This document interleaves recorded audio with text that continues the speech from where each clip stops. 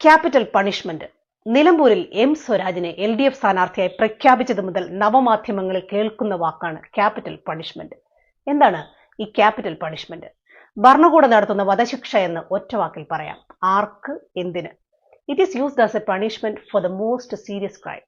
അതായത് ഏറ്റവും ഗുരുതരമായ കുറ്റകൃത്യം നടത്തുന്നവർക്കാണ് സ്റ്റേറ്റ് വധശിക്ഷ നൽകുന്നത്.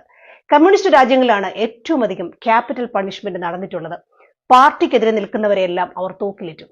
കമ്മ്യൂണിസ്റ്റ് ചൈനയിൽ ഭരണകൂടത്തിനെതിരെ സംസാരിക്കുന്നവർക്ക് നേരെ ഇപ്പോഴും അത് നിർബാധം തുടരുന്നുണ്ട്. ഇനി നിലമ്പൂരിലെ സ്ഥാനാർത്ഥി എം സ്വരാജ് ആർക്കാണ് വധശിക്ഷ നൽകണമെന്ന് പറഞ്ഞത്?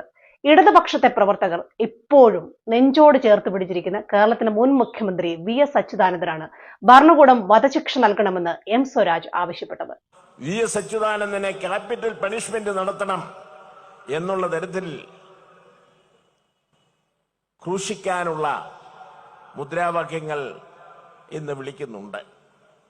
നോക്കൂ, CPM കുടുംബത്തിൽ ഇരുന്നു കൊണ്ടാണ് കുടുംബത്തിലെ ഏറ്റവും മുതിർന്ന കാരണവരെ തൂക്കിലേറ്റണമെന്ന് സ്വരാജ് ആവശ്യപ്പെട്ടത്.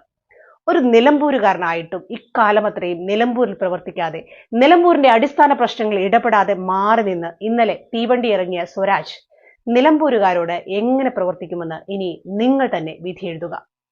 തൂക്കുകയറും എല്ലാം വെല്ലുവിളിച്ചുകൊണ്ട് നേരിട്ട ഞങ്ങളെ